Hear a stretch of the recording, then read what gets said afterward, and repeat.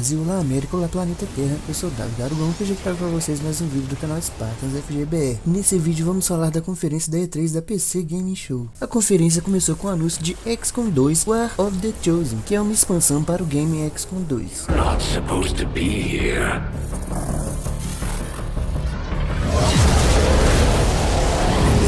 At last, a true battle.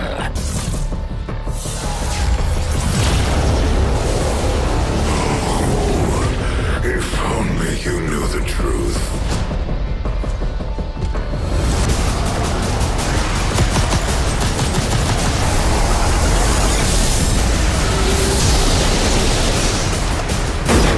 There were 3 resistance groups that we consider a legitimate threat to Advent. Together, they'd make one hell of a fighting force. Too bad they hate each other. So, you do exist. They were sent here to purge the lost. You are safe here.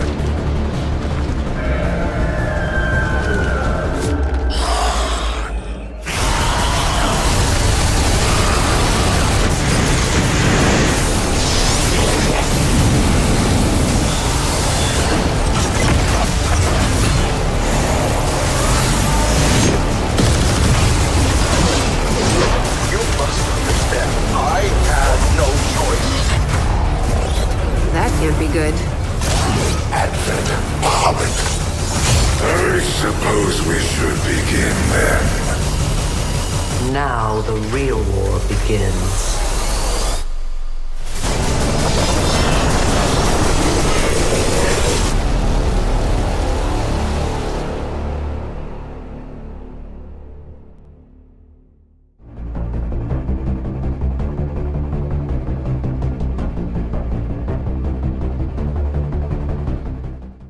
Depois veio o anúncio de Ublitz.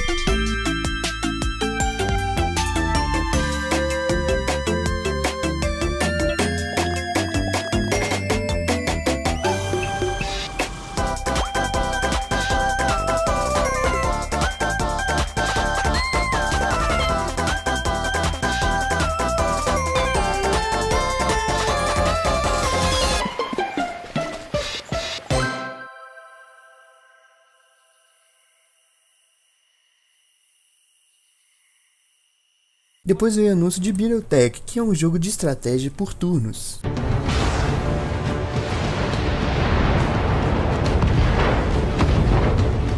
I'm on him.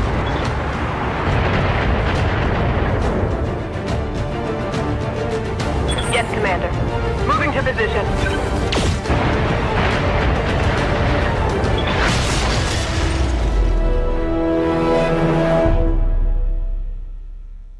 That Ooblets trailer makes me oh so happy, and the previous one you just got the chance to see is the old school tabletop game Battletech, distilled into its purest form on PC.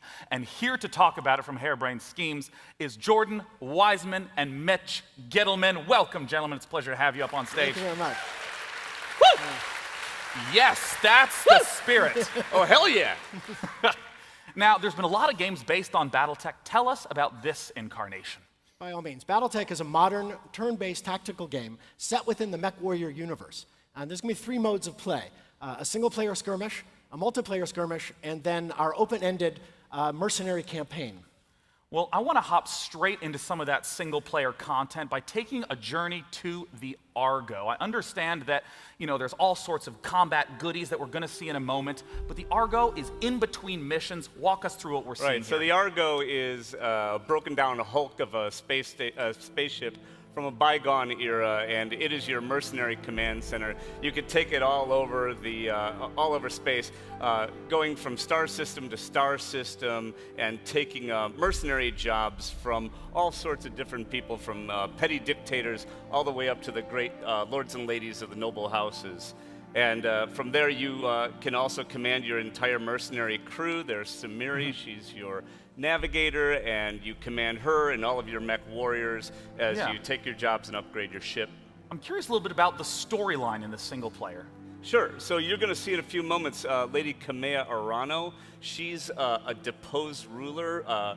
Her throne was taken by her uncle, and you are going to jump in and help her regain her throne. Of course. It's been plunged, the whole space has been plunged into a bloody civil war. And these, of course, are the tools of negotiation and diplomacy called battle mechs. And here in the mech bay, which is one of the key components of the Argo, you're able to customize the mechs, adding different weapons, changing out weapons and armor, heat sinks, all that kind of stuff. Yang here is your master of ceremonies. He's one of the key crew members, because fixing these mechs after you come back from combat, you're a merc. You're supposed to make money. Taking damage, sets you behind, and so that's a really delicate balancing act. I can imagine that trying to get all the parts that you need for your ship can be a little difficult. Absolutely. That's why things like, especially in this time in era where parts are scarce, battlefield salvage is an important part of the game, and that also gets into like when you take out an enemy, try to leave the parts you want. Yeah, you want to hit them just hard enough to take them down. There's Lady Kamea Arano there, and she's going to be the person you work for during the campaign. But of course, when the campaign ends, the single-player story ends, you can still play the open-ended campaign, traveling around doing whatever you want. And there are the battle mechs. Yes, now we're going to get a chance to look at the combat itself. You're coming down from the Argo, you're descending into battle. Walk me through what we're seeing. By all means. So Battletech full 3D environment, and like a modern tactical game, the environment counts, right? Line of sight, sensors, cover. Even though you're, friggin' 30-foot tall, covered in armor, hiding in a forest still helps. It soaks off damage. And so all of those are kind of core components of any modern game, and especially facing, which is really important in this game. Facing really matters in Battletech. Battle mechs aren't giant bags of hit points. Instead, they have 11 different armor locations. There's internal structure. They have the internal components, these critical slots filled with all sorts of important pieces. So what you're trying to do is strip off the armor from one location and then keep your facing to try and penetrate it, get to the juicy bits. Yeah, I see this diagram at the top. It's reminiscent of the original tabletop game, which I actually played as a kid. And As a kid, huh? Thanks, pal. I understand the same sort of idea where damaging the arm disables that weapon, but the mech can keep going. And you keep going on, you blow that arm off, and they lose those weapons. And the back is really juicy and tasty, too. You get around the back of a battle mech and penetrate. I said that out.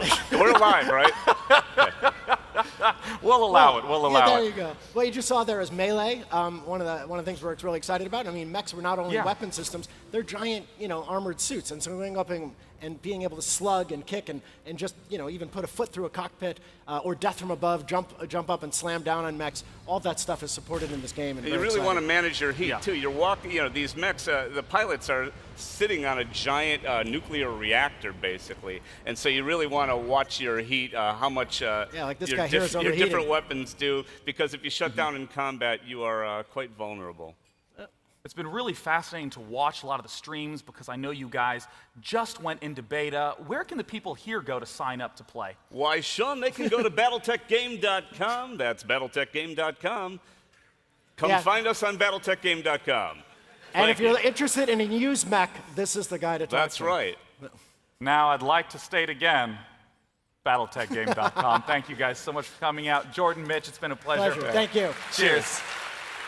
Depois tivemos o anúncio de Money Blade 2 Bannerlord, que é um RPG eletrônico de ação.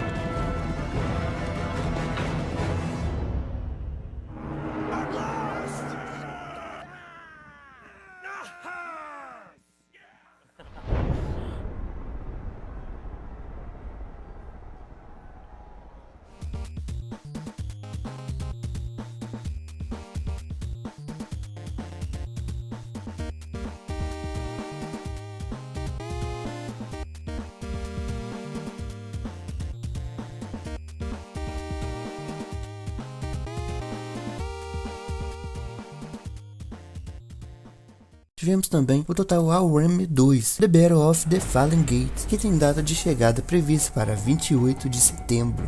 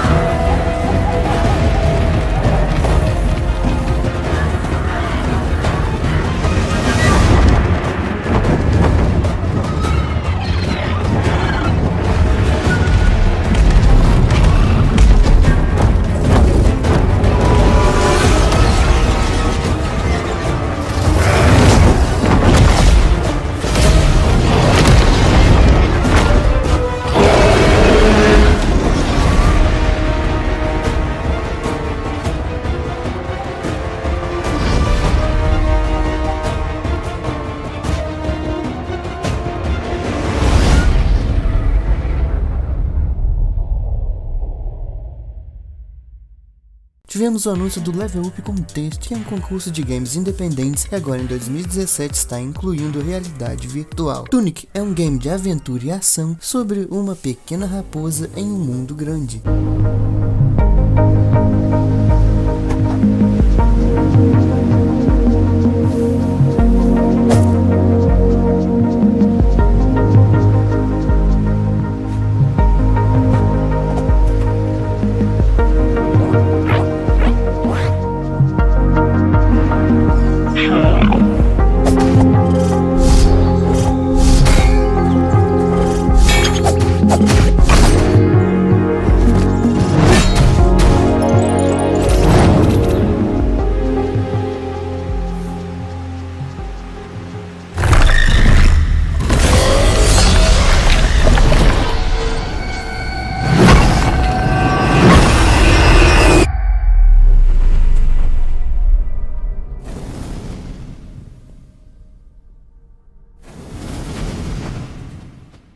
Battlegrounds foi apresentado na conferência da Microsoft e também na conferência da PC Gaming Show. É um jogo de sobrevivência. I gotta say, it has been amazing to see the runaway success of your game. What's it been like for you?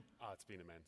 I mean, really, the reaction we've got from players and content creators has been tremendous, and I want to say thank you to everyone for that. It's been great. And thank you for the experiences, both of the joy of winning and the, well, I guess the joy of a bullet flying through my head out of nowhere, and I'll never know why. You got to learn to love the salt. Love it. Well, I understand that even though a lot of people treat the game almost as a full release right now, Yeah. it's still technically not released yet, and there's a whole lot more to come. Talk to us a little bit about what's in store. So we have, our focus at the moment is to sort of stabilize the game, get the servers up to spec, but also we have, 2D, 3D replays planned for in-game replays. We have new weapons coming every month. So yeah, no, but our current focus is really just get the game competitive and stable. So suddenly fences are no longer the most impossible object in the game. You can Right. climb over them. Yeah, now. yeah. So our content programmer Marek, he's done a really great job getting this system to be dynamic. So it doesn't matter what object you're in front of, you'll jump or vault really? over it. Yeah, so in terms of jumping and vaulting, is it...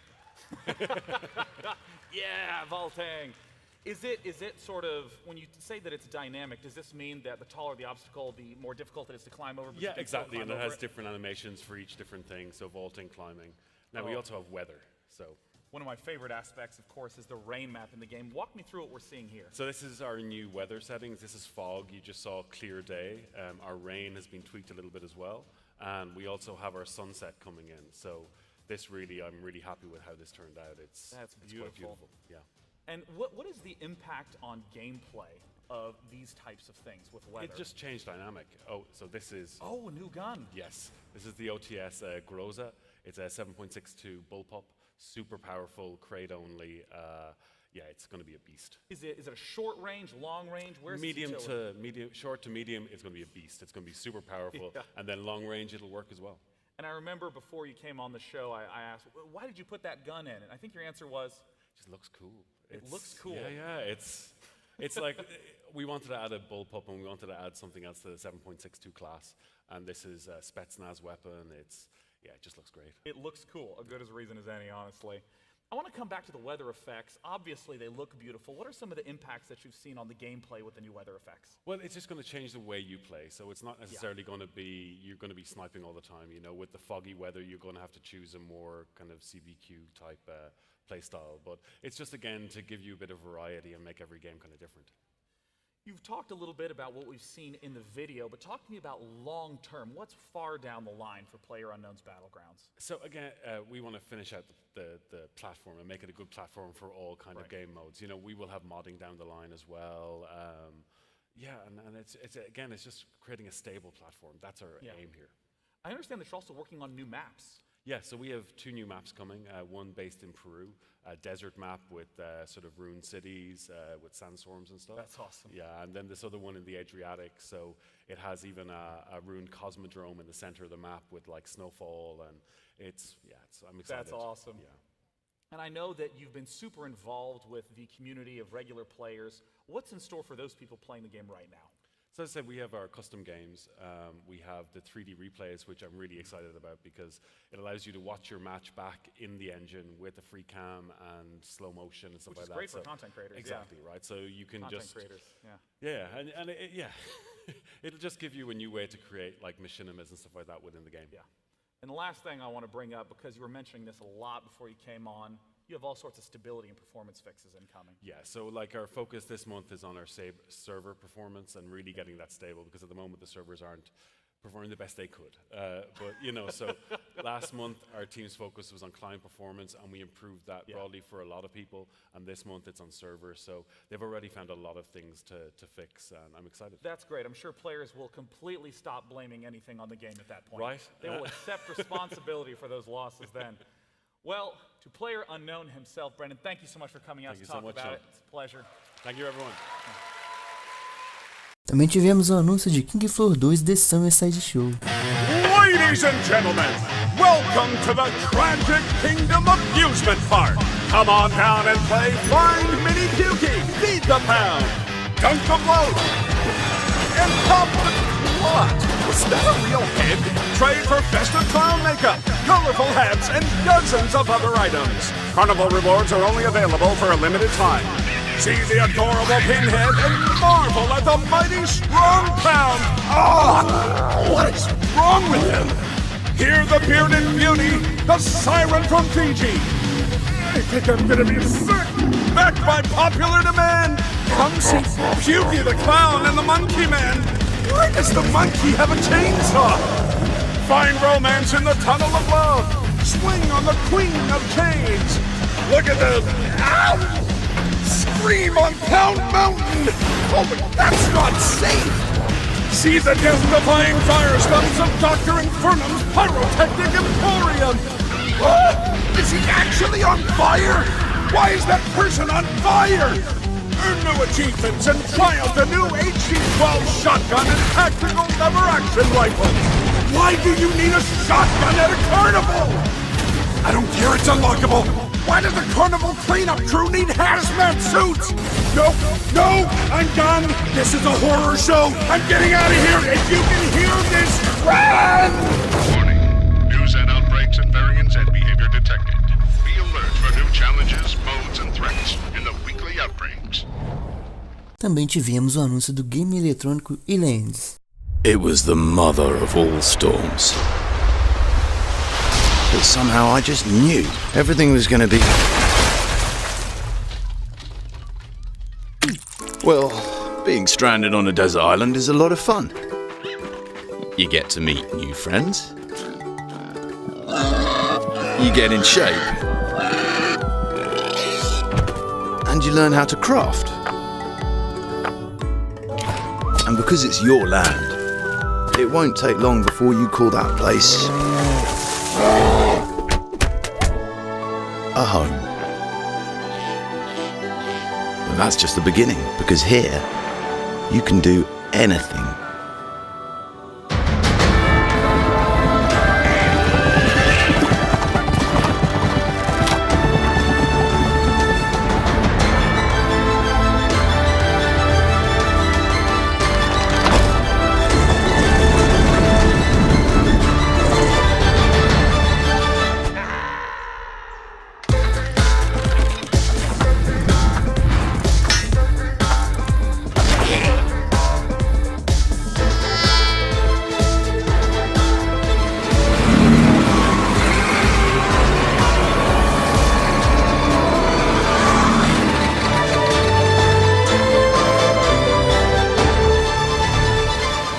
Islands. Explore your creativity.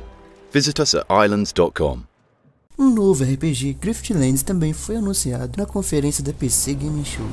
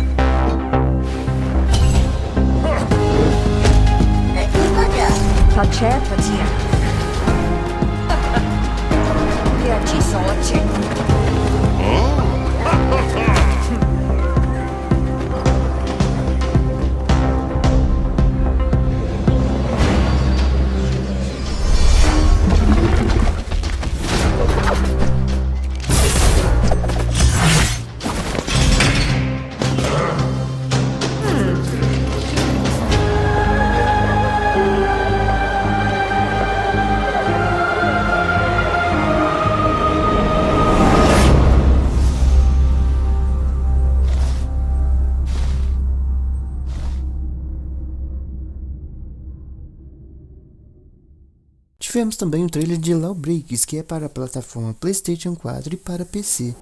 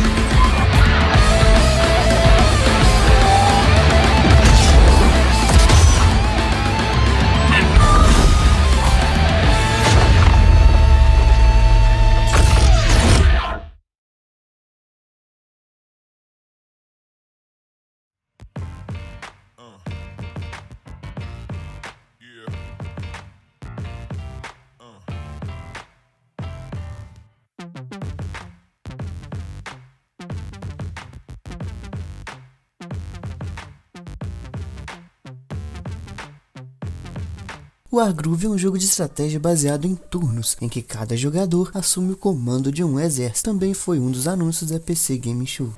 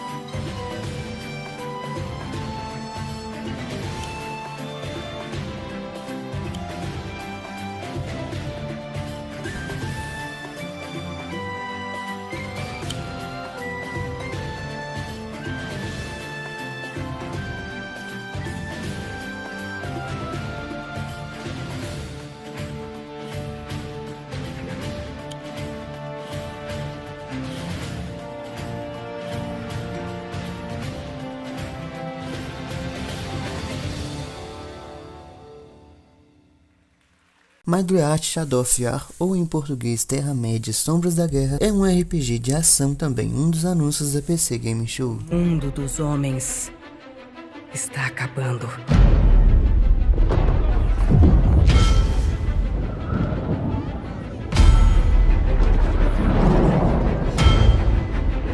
Nas chamas da Montanha da Perdição, um guardião e um espectro, unidos na morte, forjaram a única coisa capaz de desafiar Sauron, um anel do poder.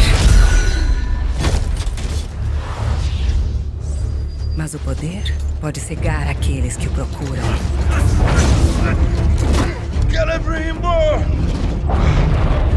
O grande enganador retornou à Terra-média para reconstruir seus exércitos, para tudo governar.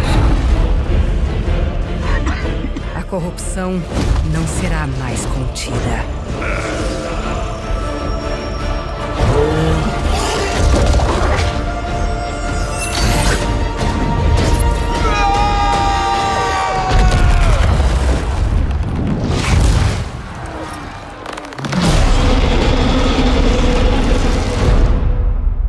A guerra por Mordor começa.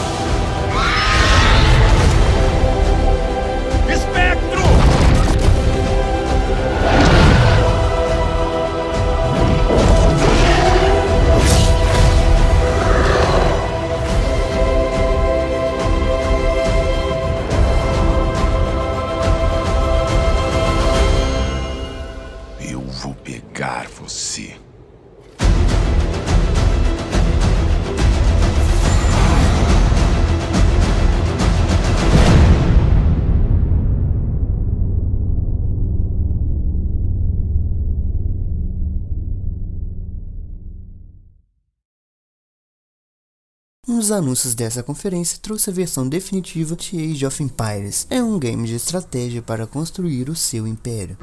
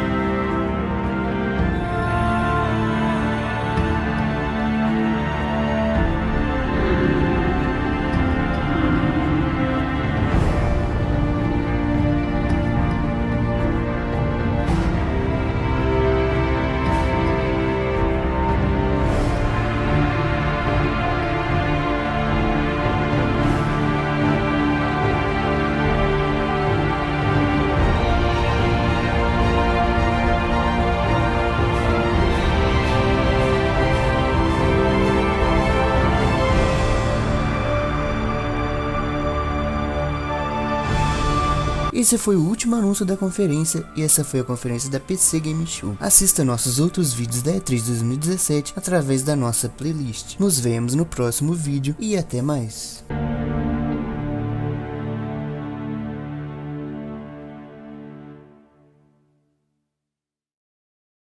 Visite os nossos canais parceiros, os links estão na descrição. Tecnologia, internet e mundo virtual. Ufodatos. Modernizando a sua mente. www.ufodatos.blogspot.com.br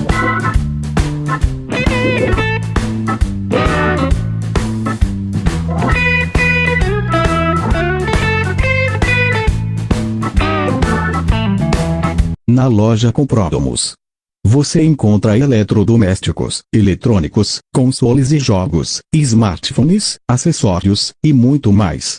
Magazine Comprodomos. A loja feita para você. www.comprodomos.blogspot.com.br. O melhor da música pop, rock, hip hop e eletrônica. Rádio Diesel. A maior balada online.